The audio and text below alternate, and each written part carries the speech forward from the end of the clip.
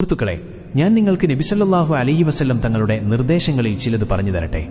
1. കറി വയ്ക്കുമ്പോൾ വെള്ളം കൂടുതൽ ചേർത്ത് അയൽക്കാർക്ക് കൊടുക്കണം. 2. ഭക്ഷണം ബിസ്മി ചൊല്ലി അടച്ചുവെക്കണം. ഒന്നും കിട്ടിയില്ലെങ്കിൽ ഒരു വടിയെങ്കിലും വിലങ്ങനെ വെക്കണം. 3. ഭക്ഷണം വീണുപോയാൽ ഇടത് കൈകൊണ്ട് അതെടുത്ത് വൃത്തിയാക്കി തിന്നണം. ഒരെണ്ണം പോലും ശൈത്വാന് വിട്ടുകൊടുക്കരുത്. 4. രാത്രി ഭക്ഷണം ഒഴിവാക്കരുത്. 5. നബി സല്ലല്ലാഹു അലൈഹി വസല്ലം തങ്ങൾ കഴിച്ചിരുന്ന ഭക്ഷണപാനീയങ്ങൾ ഏതെന്ന് മനസ്സിലാക്കി അത് നാം പതിവാക്കിയാൽ സുന്നത്തിന്റെ കൂലി നേടാം. ആട്, മാട്, ഒട്ടകം, കോഴി, ഉപ്പിലിട്ട ഉണക്കമീൻ, കൊക്ക്, മുയൽ, മലയാട്, കടൽമീൻ തുടങ്ങി നമുക്കറിയാവുന്നതും അല്ലാത്തതുമായ നിരവധി ഇനം മാംസങ്ങളും മജ്ജയും നബി സല്ലല്ലാഹു അലൈഹി വസല്ലം തങ്ങൾ തിന്നിട്ടുണ്ട്. പച്ചക്കറികളിൽ ഏറ്റവും ഇഷ്ട ഇനം ചീരയായിരുന്നു. അനസ് ഇബ്നു മാലിക് റളിയല്ലാഹു അൻഹു പറഞ്ഞു, അള്ളാഹുവിന്റെ തിരുദൂതർക്ക് ചിരങ്ങ പ്രിയപ്പെട്ടതായിരുന്നു. 6. ഭക്ഷണശേഷം വിരൽ ഊമ്പണം.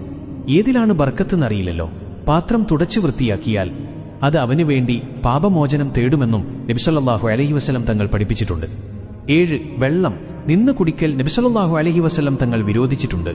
അങ്ങനെ ഒരാൾ കുടിച്ചപ്പോൾ അത് ഛർദ്ദിച്ചൊഴിവാക്കാൻ അവിടുന്ന് കൽപ്പിച്ചു. 8. ഒന്നാകെ ഒറ്റയടിക്ക് കുടിക്കാതെ 3 ശ്വാസത്തിൽ അല്പാൽപമായാണ് അള്ളാഹുവിന്റെ തിരുദൂതർ വെള്ളം കുടിച്ചിരുന്നത്. സുഹൃത്തുക്കളെ, ഇതൊന്നും നിർബന്ധമല്ലെങ്കിലും നബിതങ്ങൾ പഠിപ്പിച്ചു തന്ന കാര്യം നല്ല നല്ല കാര്യങ്ങളല്ലേ? ഇതെല്ലാം പ്രാവർത്തികമാക്കി ജീവിക്കൽ സുന്നത്തുള്ള കാര്യമാണെന്ന് നിങ്ങൾക്കെല്ലാവർക്കും അറിയാം. നബിതങ്ങൾ പഠിപ്പിച്ചു തന്ന കാര്യങ്ങൾ ജീവിതകാലം മുഴുവനും അനുസരിച്ച് ജീവിക്കാനുള്ള തൗഫീഖ് അള്ളാഹു നമുക്കെല്ലാവർക്കും നൽകട്ടെ. ആമീൻ യാ റബ്ബൽ ആലമീൻ.